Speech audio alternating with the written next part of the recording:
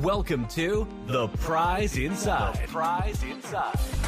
A chiropractor's journey in everyday holistic health and vitality. Here, your host, Dr. Jeremy Myers, delves into the remarkable journeys of everyday people who have embraced the path to health and healing. Through his practice, Dr. Jeremy encounters inspiring stories of profound transformation and the power of true healing within each of us. Stay tuned as we discuss various holistic topics and unlock the healing potential that lies within us all.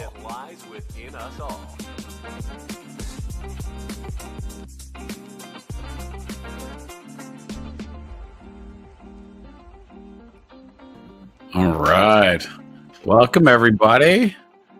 Welcome to Whole Health Weekly. Tonight, we discuss, like normal,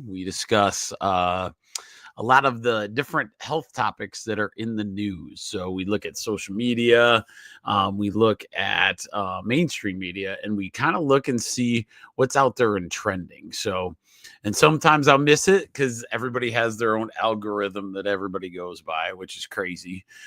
So sometimes you'll see stuff, that you're not necessarily, exactly bringing in, but maybe you clicked on something or, those kind of things. But a lot of times it's good to have an understanding of like what you're looking at from a holistic perspective, because if you get your mindset right, where you understand, hey, is this going to enhance the body's ability, the innate intelligence of the body to heal itself by removing something, like that thoughts, toxins, and trauma? That's what we're here for. So a lot of times it helps to discern that, because sometimes it's great information and it could be fantastic for you. Other times it's a trend, it's a fad, it goes away. Right now we're kind of in that with this peptide situation. No one really knows what these peptides are actually going to do. They're low-level proteins. Sometimes it's interesting. Now I can't remember.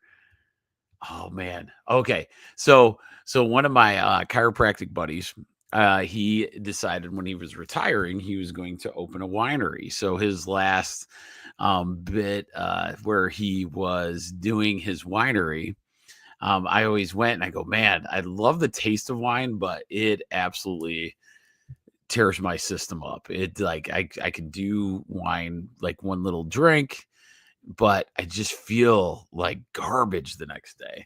And so we were just kind of conversing about that. And what he said was, oh, your body's allergic to what they call biogenic amines. So biogenic amines are like little mini proteins, but they're not real proteins. And then so what happens is your body doesn't know what those are. So your immune system loses it. And so when your immune system loses its mind and takes on these like little biogenic amines, you have a bad day, especially if you get like a hangover or anything else off of wine. And that's what I would experience anytime, you had a little too much wine. That stuff flows really nice. It's not that it's not delicious.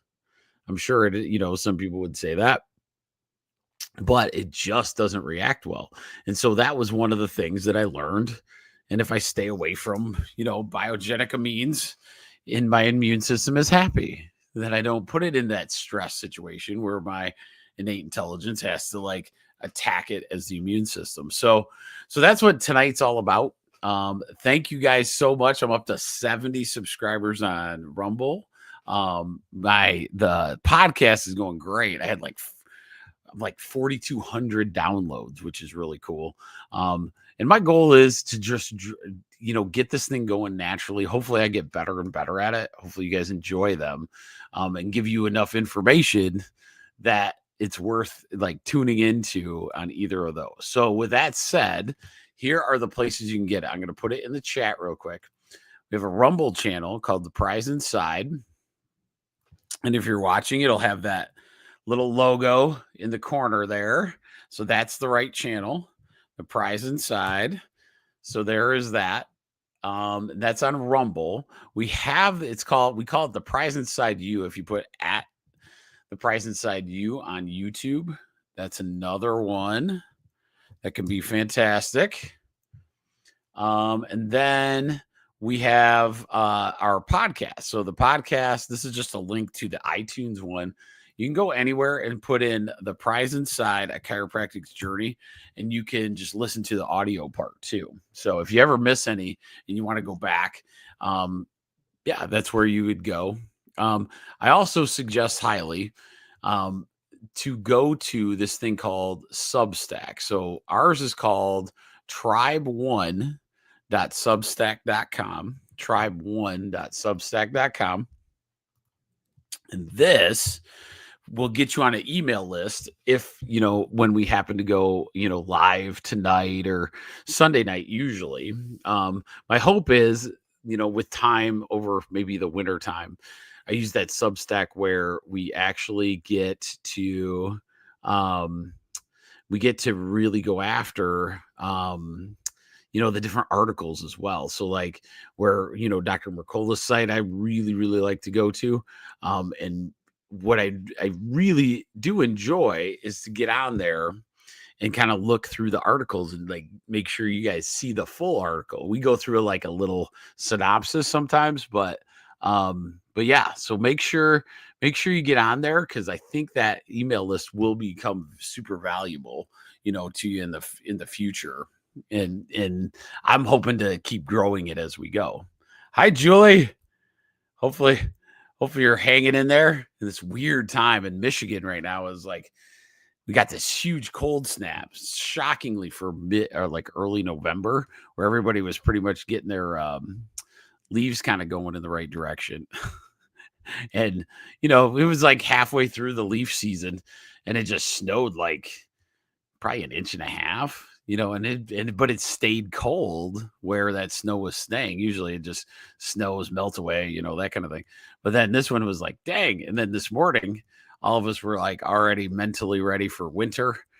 And then you get up and it's like almost 40 degrees outside. So that was pretty cool to see that. And it's going to be nice and warm this weekend. We'll make mulching my leaves for my garden really good. So that's what our whole plan was with the garden, with the November time.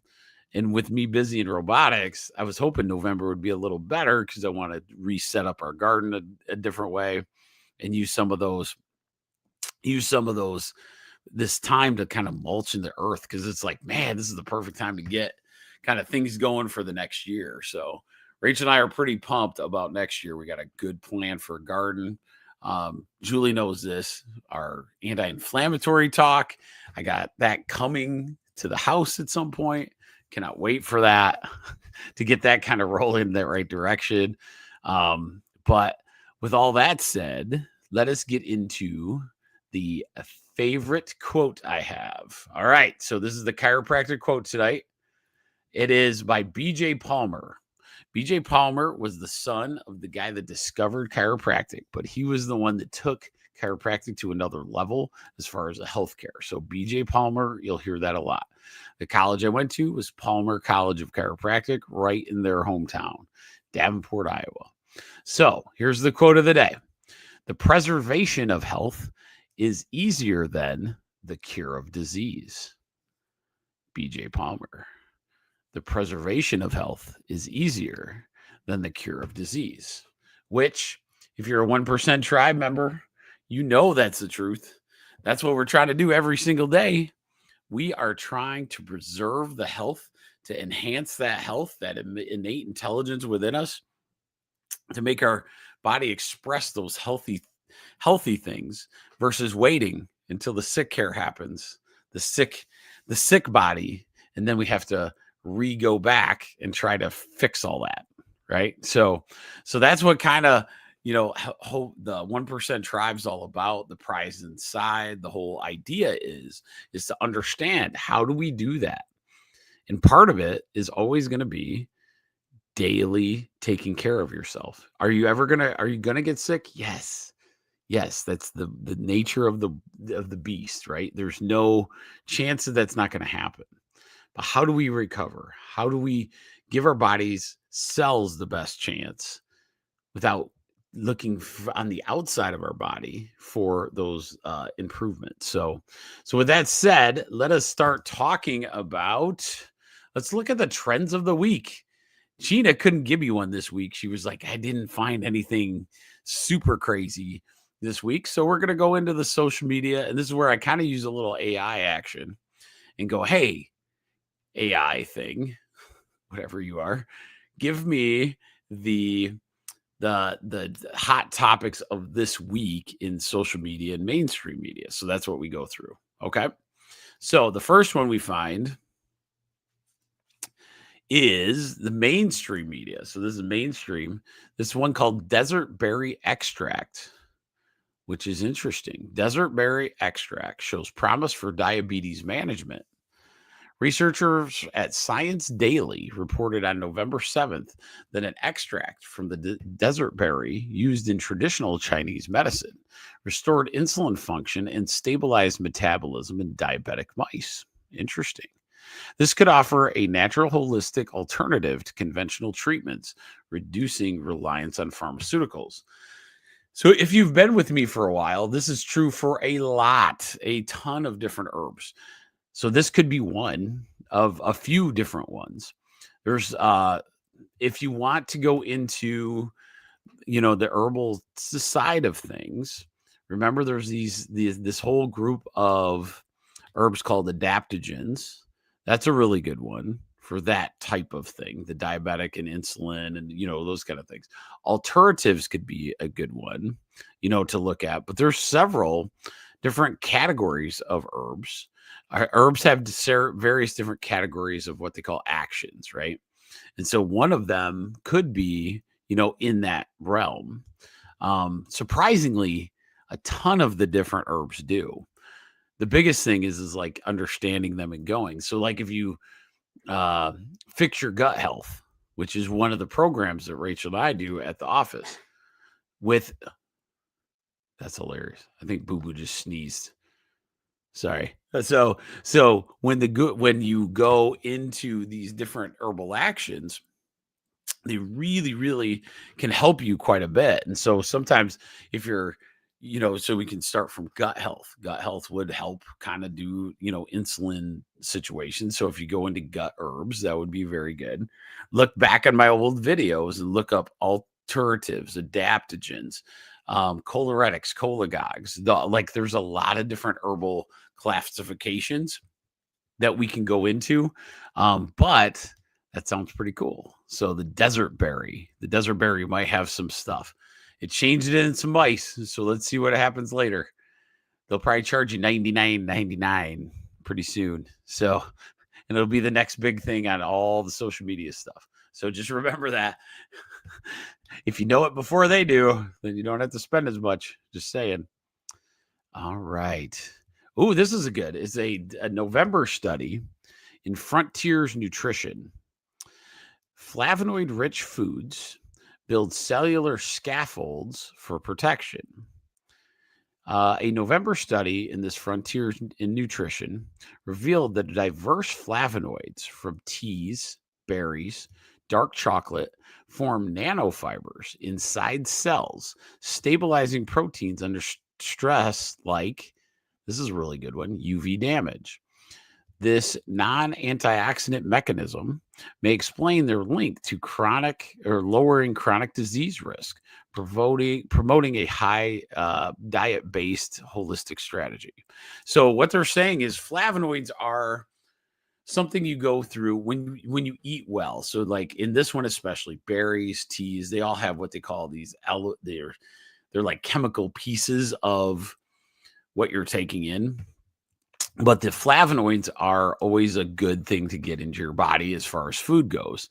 And now they're finding that it's creating that can help stabilize your proteins of your body, the proteins of your cells. And if that's true, me and you talk about different kinds of damage. Protein could be, UV damage could be one of them. But what about EMF, electromagnetic frequency radiation? So maybe flavonoids will help your cells get out of one of those situations by creating the scaffolding to make sure your cells stay strong. One of the conversations I have all the time is, the big bad cholesterol that's out there. So everybody, cholesterol is always the bad enemy. I thought the bad enemy, we'd get smarter over the last at least 15 years when we knew cholesterol wasn't actually the bad enemy that we thought it was. So cholesterol does scaffolding for muscle system. And there's another one, scaffolding for your brain.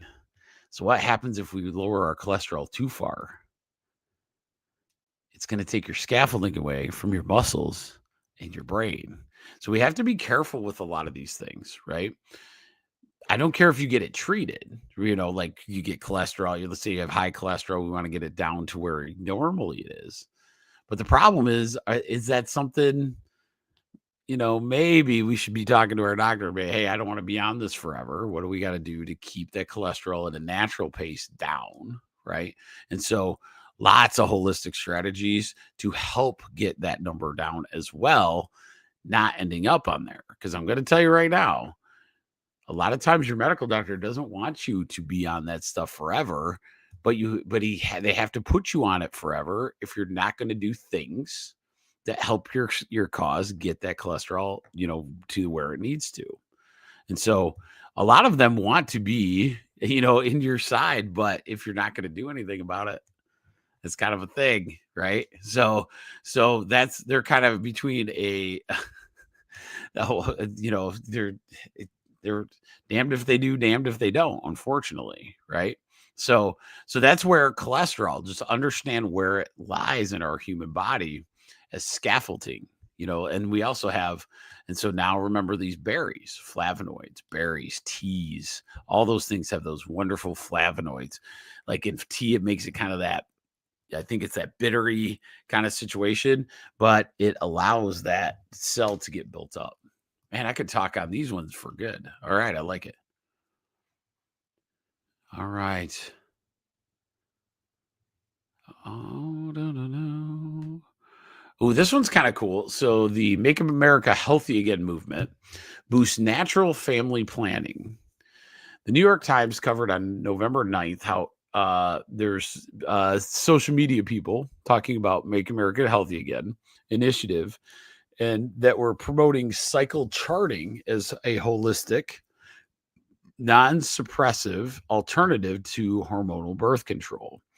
This empowers menstrual cycle awareness for overall reproductive health, with government clinics expanding fertility programs. Okay, so when you're looking at this, one of the things that can occur, and I'll be honest, I don't know a ton about this, but I can kind of give you an explanation. When you look at what they call, what did they call it?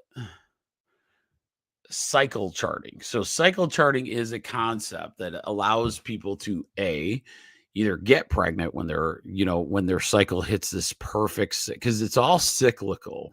So there's a moment where a woman is like very fertile, and then there's other moments where they're not. So either you can plan to not have by this cycle, or you can plan to have a baby with this cycle.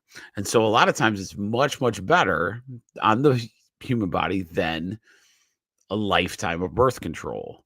A lifetime of birth control, which is the most common thing. So I don't want to make, this is not to make people feel bad, because it's the way it is, right? So, but understand what we're doing to the human body. When somebody, a child, a kid, is on birth control, the first thing is we talk about, we say, okay, well, back in the day, it was, we should be on birth control because, if something happens, you might get pregnant early, right? The other argument now is that you want birth control to regulate hormones at a young age. I would suggest not doing that necessarily, or thinking about what you're going to do.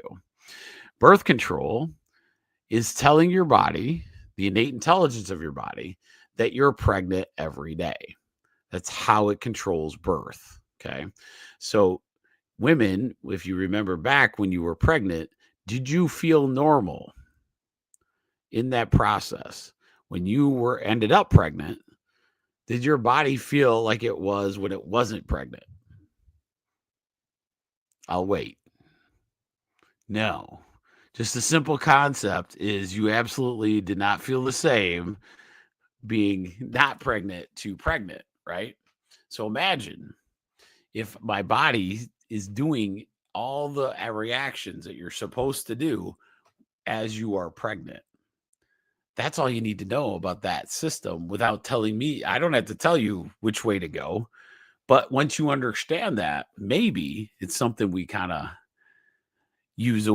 get away from necessarily. Oh, Julie, you did use the cycle. Okay. So the cycle charting, I've heard of it, and I've heard it's very successful. Very hard work, though. That's what I've heard, like from moms that have done it and things, just to make sure.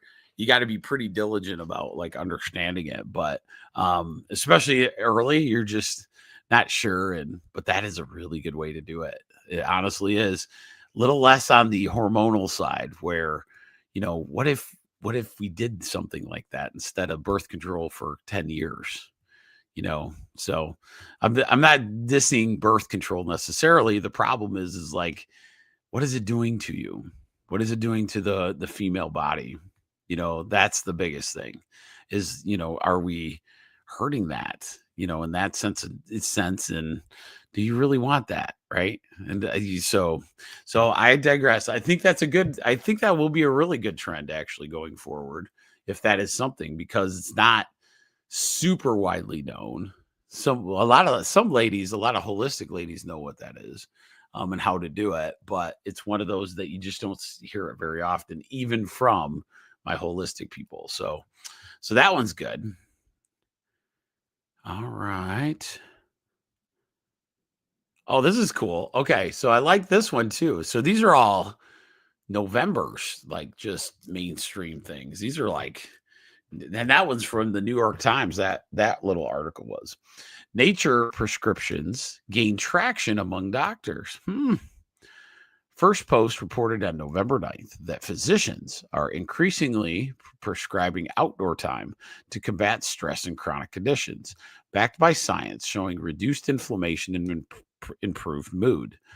This ecotherapy aligns with holistic preventative care.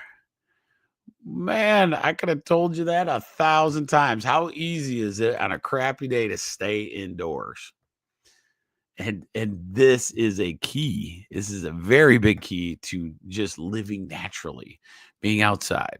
Some people, I see watching us tonight, they're outside all the time. So I'm not too worried about that. Some people, in our area, we probably are more outside than people, like let's say a big city or something, right? So if somebody's, living in a big city, they don't get out as much, probably not in the outside, the natural way, not getting out in the woods and, those kind of things. When you kind of live out in the country a little bit, it's a little easier to do, so, but it's a great prescription. And it's proven that your inflammation will be down, and your mood will improve, and especially if you start doing the barefoot stuff and playing in the dirt, all of those things lead to a healthier you. So that was good. All right. Okay. Ooh, I like this one. This one's a good one. It's called Urolithin. Urolithin A. Urolithin A supplements. It's a supplement, and it enhances mitochondrial and immune health. A natural aging study that was done November 2nd found that 4 weeks of urolithin A, which is a compound found in pomegranates and nuts, improved energy production in cells, and immune function in middle-aged adults. And the experts like, if you want to follow this person, her name's Dr. Gabrielle Lyon, Lyon, highlight its role in muscle-centric natural longevity. So that's cool. And her handle is Dr. Gabrielle, like the big way you spell Gabrielle, Lyon, Lyon. So that one's pretty cool. Remember that. Pomegranates and nuts. That has another element, right? So most of the thing that got me totally addicted to herbals is the amount of things that we still don't even know, like what is in these different medicinal plants and just regular plants that are actually helping you and improving your body. And we'll learn more and more as we go. Okay, so this is kind of okay. So there's a big trend it's called the tech nature fusion. This is tech nature fusion in spas and astrology infused healing. Huh, that's interesting. I've got to report it though. I'm here. Reports that KLAFS from, okay, I don't know what that is. Reports from KLAFS and IPHM, must be two areas or documents, predict that immersive saunas, which makes sense, but immersive saunas, we know that's really good, with aromatherapy and AI-driven virtual Reiki tied to astrological alignments. Okay. Sustainability via energy efficient designs is key, blending holistic rituals with personalization for mental physical balance. I'm going to tell you this up front. I would suggest not using AI for energy work. That sounds horrifically stupid. I was like, energy work is very interesting. There's a lot of good stuff out there, right? Reiki is one that is a nice holistic process. You have to have a really good Reiki person, those kind of things.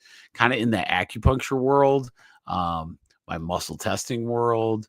Think of tuning forks. Think of anything energy related.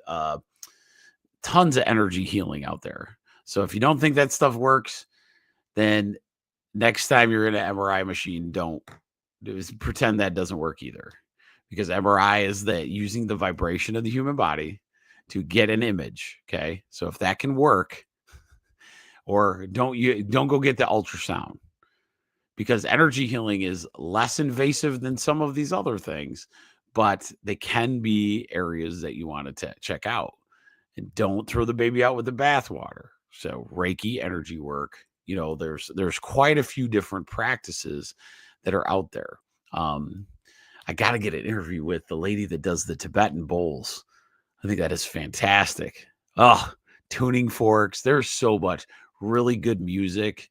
400, I can't remember the hertz. I think it's 720 hertz. Oh, I always forget the hertz situation, but there is a ton to energetics. Okay. And we'll talk about them as we go too, but leaving that to any kind of AI thing, except for scheduling that you're going to do it, I don't think that's a good idea.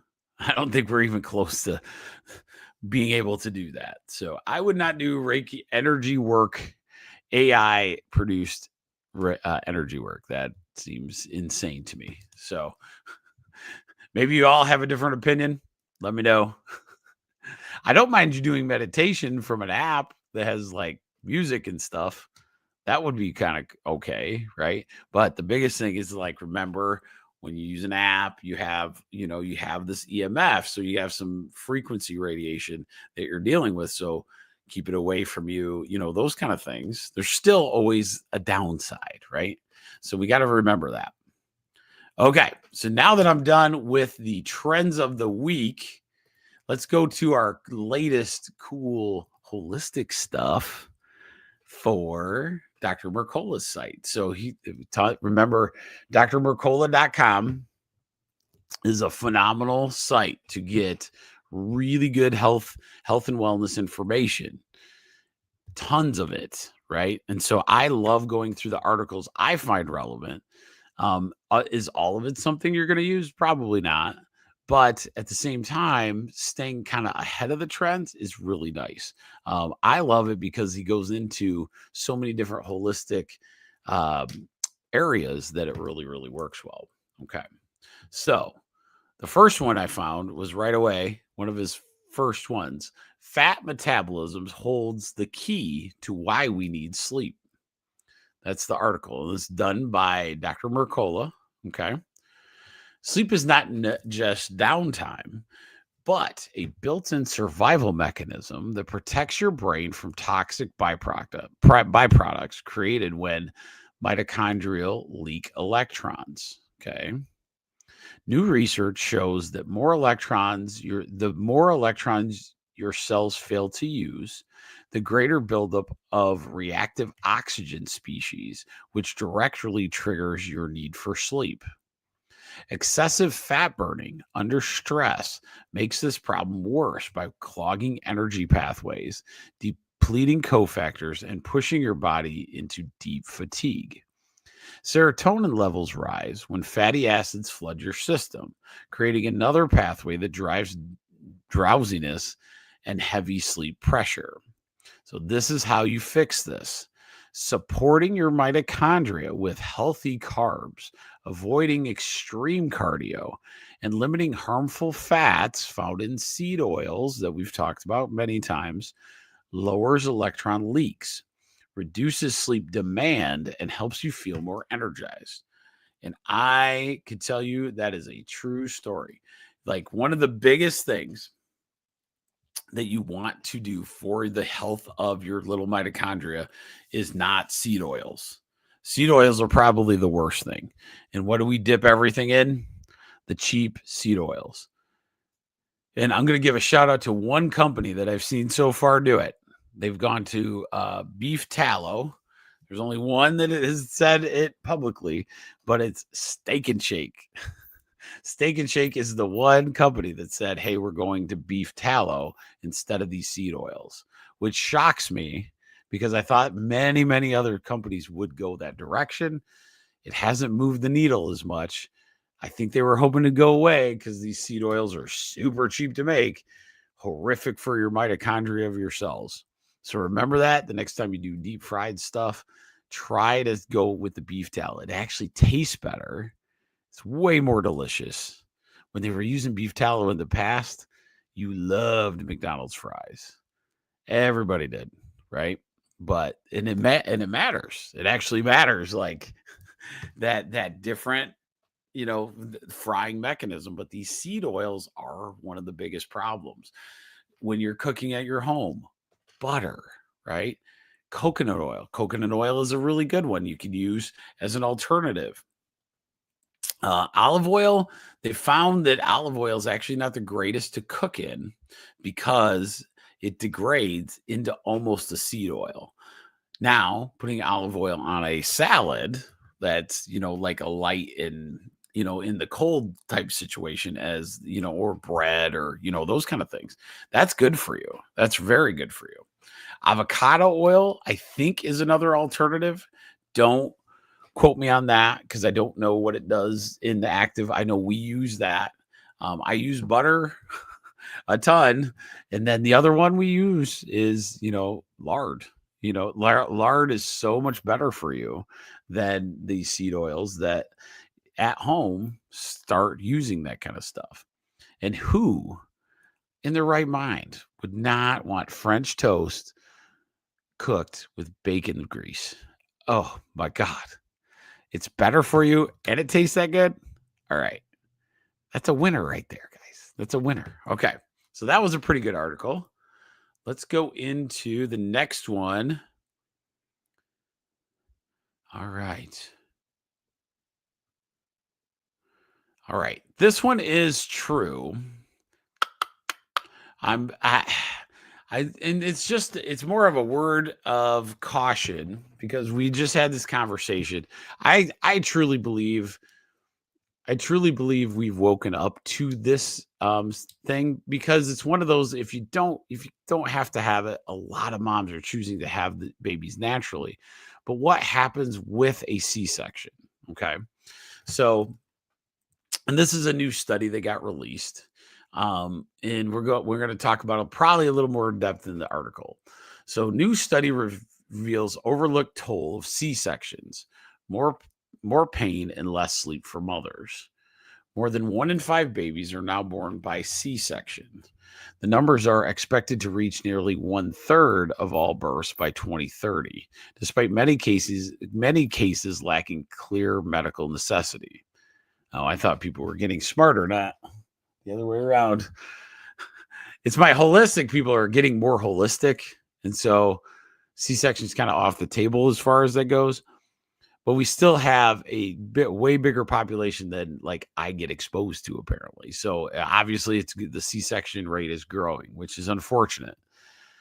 Researchers from Stanford University found that C-section mothers were far more likely to experience severe postpartum pain, disrupted sleep, and with over 2/3 reporting discomfort that interfered with rest and recovery. Nationwide data showed that women who delivered by C-section were 16% more likely to develop new sleep disorders within a year after birth, including insomnia, sleep deprivation, and sleep apnea. Sleep C-sections, carry higher risks of infections, hemorrhage, blood clots, and complications in future pregnancies, while babies born this way face increased chance of respiratory disease, allergies, and autism. Many cesarean deliveries can be avoided with the right preparation, choosing a provider who supports natural birth, staying physically active, managing stress, and maintaining a healthy weight all lowers your risk. Okay. So that sounds good in theory, and we want to do that for sure, right, guys? But the biggest thing is like the preparation is the key, and who's on your team. Okay.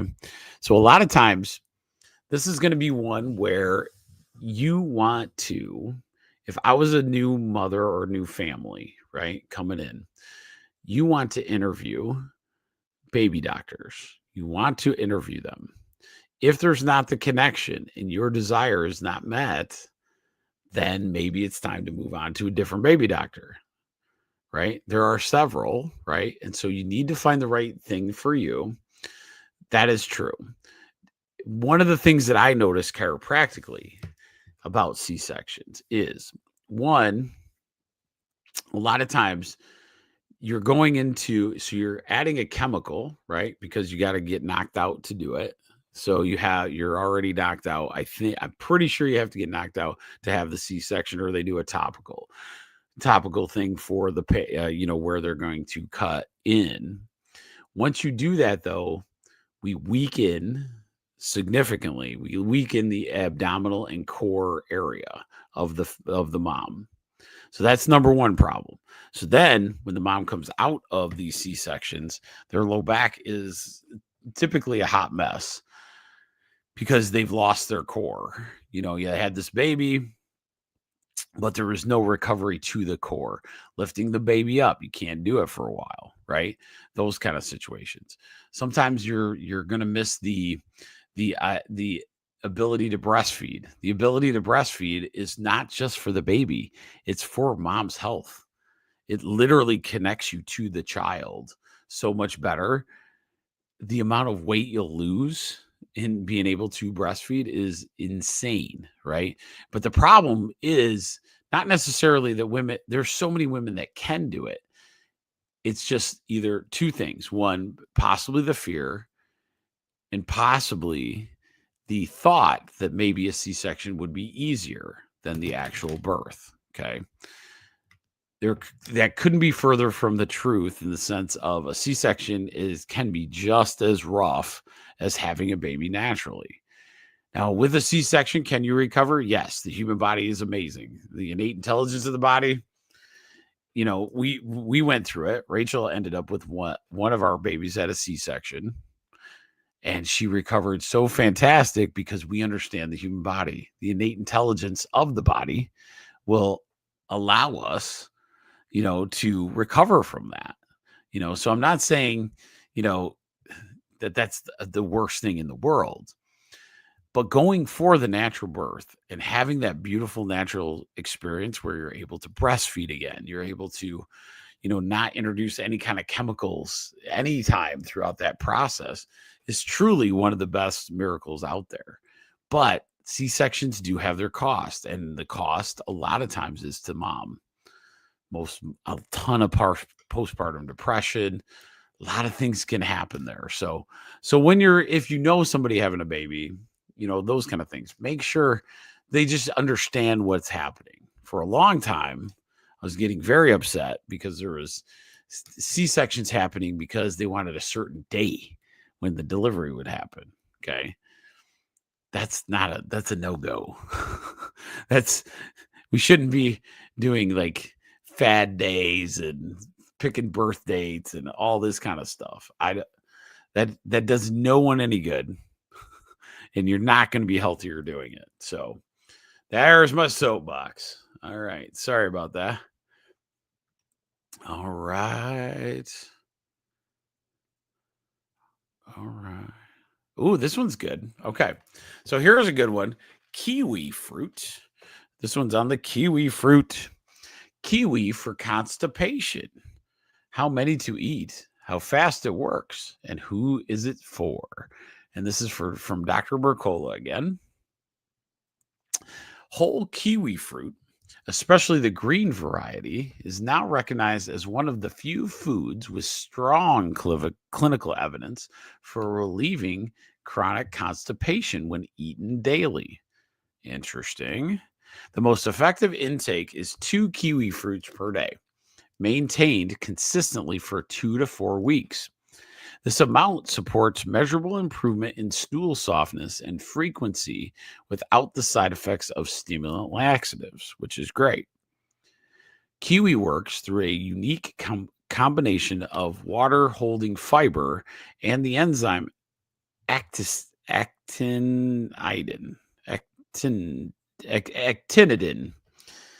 which together enhance digestion, hydration, intestinal mobility for smoother and more regular elimination. People with infrequent or difficult bowel movements often find kiwi easier to stick with than prunes or psyllium fiber because of its taste, texture, and natural sweetness, helping them stay consistent long enough to see results. For best results, begin with a 3-day trial at home. 1 kiwi for breakfast and 1 with dinner. Track your comfort and bowel pattern and continue for 4 weeks and see if the improvement continues.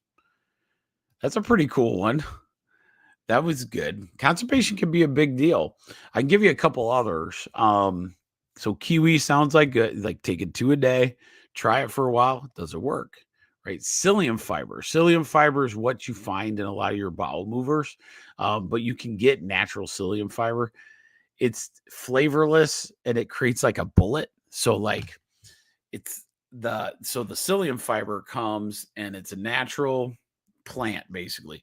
And once it goes in with water, it creates like a gelatin like bullet that goes through and kind of can clean out a lot of different things. And that always works. But it's not delicious. It's not something you're like, ooh, I can't wait to have my psyllium fiber. Right. And then the other one they were talking about, what was the other one? Oh, prunes. Prunes are an acquired taste for sure. Some people are okay with them, some not so much. So that's always a thing. But one I would like to add to that I've noticed that works in my natural world is beets. So beets tend to work really, really well for people. I don't know if it activates a certain amount. Beets are good for a lot of different things. So try kiwi fruit, try beets if constipation is an issue. And it could be, like it's just one of those things. You want to make sure you're doing that though, right? So if you're going, a normal person should be going quite a little bit more than once every 3 days. A couple times a day is way more normal. Okay. Now, maybe you're once a day, but once every 3 or 4 days, not so good. Or if the constipation, it can be brutal. It can be absolutely brutal. Kiwi would be another one I would suggest because it's so delicious that if you have a child that has a constipation problem, kiwi could be an easy fruit to introduce that allows the baby to go a little bit more. So that's why I love that article, because now I'm getting, constipation. Parents come in and complain that their kid is having constipation, and it's really tough on them because some of these kids, man, I don't even know. I don't know how a kid gets a log out that huge. It's like, how are you that small a person? And that comes out of you. It's wild, like how these logs kind of form in these poor kids. I'm like, how is it even? That's crazy to me that these poor children have to suffer through that stuff. So constipation is a big deal, to some families. Like it's a tough one, man. So kiwi, if it works, beets, if it works, psyllium fiber, if you really need it to move, and prunes. Prunes, no kid's gonna do. So I would go kiwi would be my top choice, especially if you're picky. All right. So I think I'll do one more article tonight. All right. All right. Oh, I like this one. Okay. So this is another article. There's several this week, so I'm hoping like next Wednesday it'll be even better. Sometimes he comes out with some crazy good stuff. Okay. So I want you to think about this, but some of you don't have to do this right away. Okay. So kind of research it before you do anything. Okay. But in my advice, these are really good exercise routines that can be fantastic. High intensity training, so HIIT training, you'll see it when you Google it. So it's high intensity training, raises aerobic capacity and overall fitness, even when the weight stays the same. Okay. High intensity interval training, and we'll talk about that, improves health without weight loss. Research shows that short, high intensity workouts boost cardiovascular health and reduce body fat. High intensity training, it also increased the good cholesterol levels, lowered blood pressure, improved peak oxygen consumption in overweight teens. Pre-diabetics also benefited from high-intensity training. Analysis shows it outperformed continuous aerobic training by improving insulin sensitivity, glucose processing, and creating more energy-producing mitochondria. That's awesome. Moderation is key for safety. An expert recommends limiting high-intensity exercise to the max 75 minutes weekly. Okay. So that's 75 minutes all week. Okay. And strength training to 40 to 60 minutes weekly to avoid diminishing returns and health risks. Effective sessions include a 3-minute warm-up, 6 minutes of high-intensity cardio, combining cardio with strength training twice weekly. Okay. So what I'm going to say about high-intensity training, especially starting out, if you're not a person that is big exercise now, high intensity training can be as little as 8 minutes. Okay. It started with this thing called Tabata. Tabata was this concept where you work out hard for, let's say, a 1 minute, let's say you work out high intense. So you're sprinting really hard for 1 minute. You do 20 seconds of rest, and then you do another minute hard. Okay. Several ways to do Tabata. I think it's 10 minutes, 30 seconds. I think it's 10 seconds rest, 30 seconds. And it goes back and forth. One of the things you're doing is you're allowing your body to do that homeostasis stuff that we talk about. High intensity gets your heart rate up. Then it's trying to drop your heart rate back down. Doesn't take that long to get that heart rate up, especially in a lot of us. So a lot of times high intensity is like, think about when somebody says high intensity, jump roping hard for a minute and then taking a break, right? And then doing it again, but going as fast as you can. Okay. Another high intensity idea, punching a bag, doing a punching bag and just constantly hitting it. Just never stop hitting that thing for several, for like a 1 minute time frame, and then have a 2 minute rest. And if you do that, let's say 4 times, you just worked out really hard for 8 minutes, right? So that's one of the things they always recommend. One of the things that does happen is high intensity, you gain so much in 2 things, energy and strength, that a lot of times people overdo this. Okay. And so I see this constantly. CrossFit's a good example of famous, like high intensity stuff.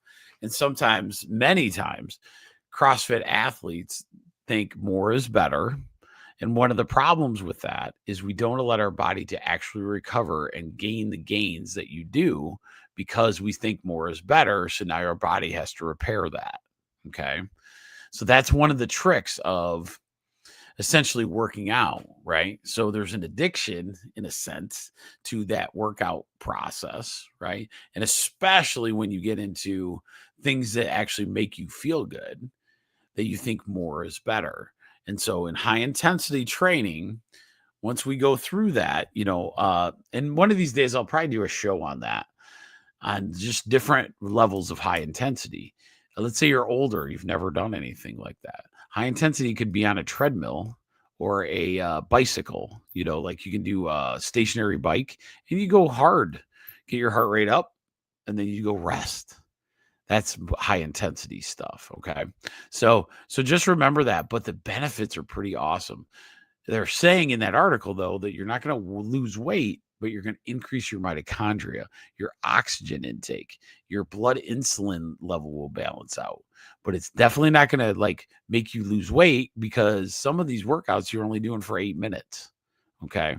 So kind of look up, maybe on YouTube or something, look up high intensity training for beginners, or, those kind of things. There's tons of it out there, other than just the ones you see like CrossFit and those kind of things.